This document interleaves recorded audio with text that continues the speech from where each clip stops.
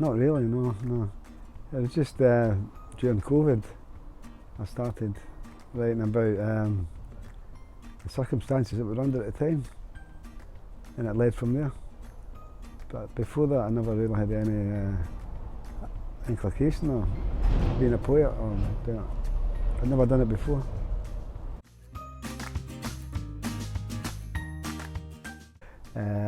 Quirky. Some of them are tributes, so some of them are very sad, some of them are very personal.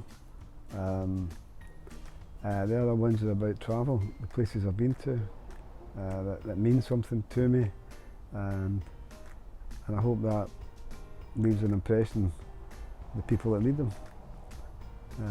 The places that I visited that I liked, they stayed in my memory, and that's why I wanted to leave a memory of them.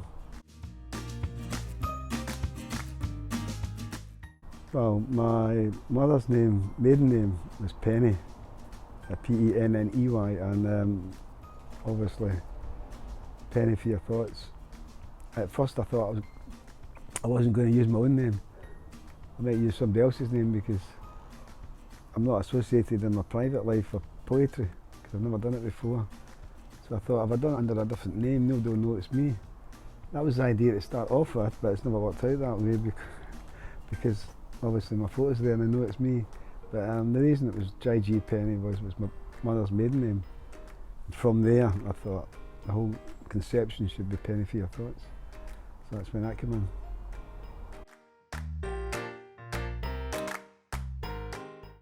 Well, to be perfectly honest, there was one particular person and it led from there. It wasn't even our relation, it was a woman. She's still living, she was 100 2 weeks ago. And she was stuck in a flat in Motherwell over the pandemic and we couldn't go to see her. Only people that could see her was some nurses that came up, and we lost contact. We could phone her, but obviously it was very difficult on the phone to understand what she was going through, and I felt really, really sorry for her. So I started a poem about her. But as it went on, I slightly changed the version of that to my brother-in-law, Anne's brother, who was in the forces and lost a leg, and he stayed alone as well, and it transferred on to his life story, and that's where the very first poem I started writing, it was that one, thinking of them and thinking of what they'd done and where they are now, and how unfortunate it worked out for them. So that was the very first poem, which was Forgotten Hero.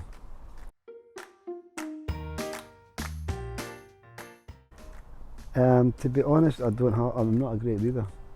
I've only read about 4 books in my life.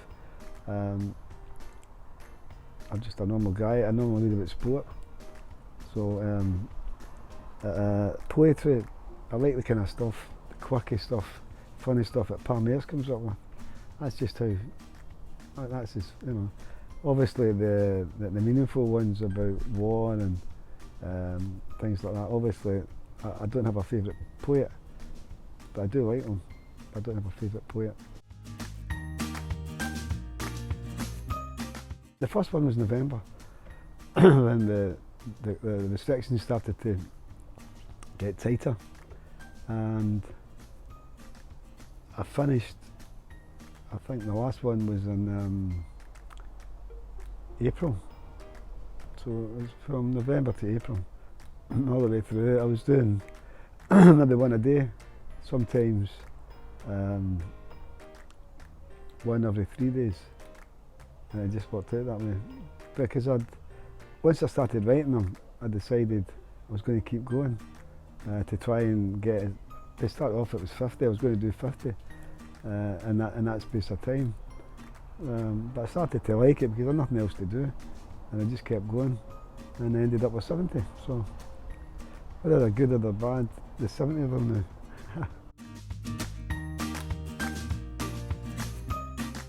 I don't know, it doesn't feel real, I feel as if I'm cheating.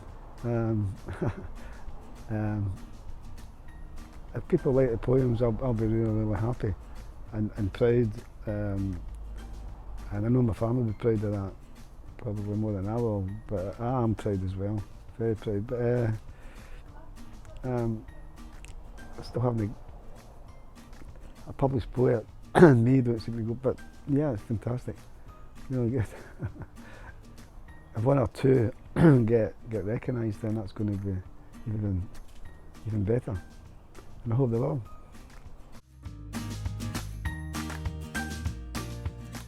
It's coming out on the 11th of September, which is a day before my birthday, and because there's 70 poems, I'll be 70 as well, so there's a connection, 70 poems for an old guy at 70, so that'll be a nice round figure.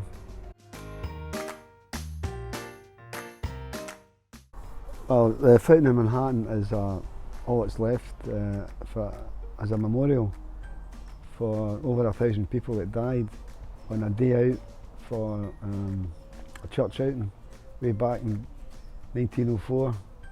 It was the majority were, the whole lot were German immigrants that stayed there.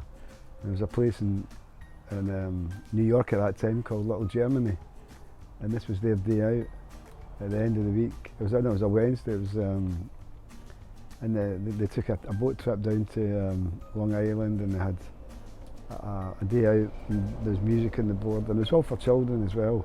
It was mostly women and children that were on board on that. And unfortunately a fire broke out, and the life jackets were full of cork, and the cork was that old it just sank. And the kids, the mothers put the life jackets on the children, threw them over, thinking they were saving them, but they just sank. And the mothers jumped in after them, and the clothes that they were wearing at that particular time, the period, they just sank as well. So they ended up with over 1,000 dying, which was the biggest disaster in New York at that particular time, until the Twin Towers. That was the biggest tragedy New York had.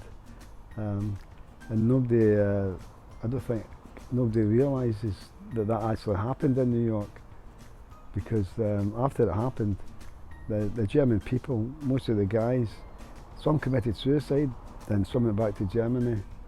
But Little Germany disappeared from Manhattan, and all that's left now is a fountain to remember over 1,000 women and children that died on that day. I first heard it in a documentary on television, and I thought, I wonder why I've never heard this before. And when I was writing the poems, I thought, I'm going to have to try and add that one in and try and tell the story. So if a few people like that one, I'll be proud of that one. It was amazing to think that happened, and nobody took it up, because it was German people. You know, 10 years, the Titanic sank in 1912. I'll remember that, but this was all German people. And after the First World War, they weren't very popular, and after the Second World War, they're obviously not popular either, so nobody wants to hear a German story. But it's for humanity, it was one of the worst tragedies that you've seen in New York. And if I can make people remember that in some kind of way, then I'll be happy.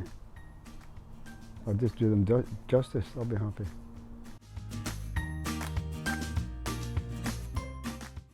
I think the first one I've done, because every time I read it to my wife, she cries. And my family, because it was our brother, and everything that happened in the poem associates with Joe. That would be my favourite.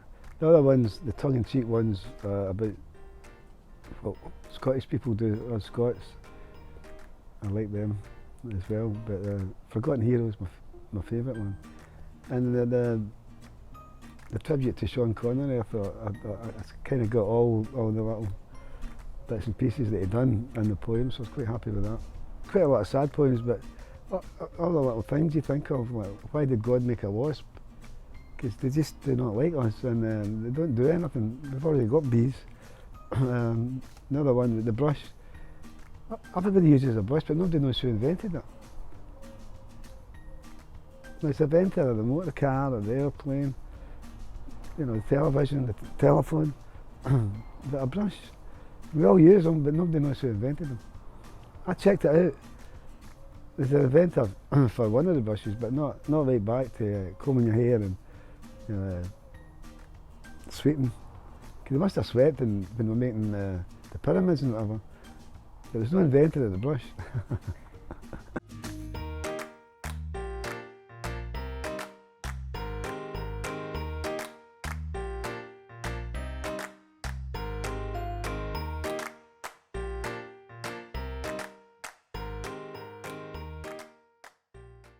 If you enjoyed the video and would like to watch more, hit the subscribe button and the bell for notifications. Also, please see the description box below for a link to our website and other social media platforms.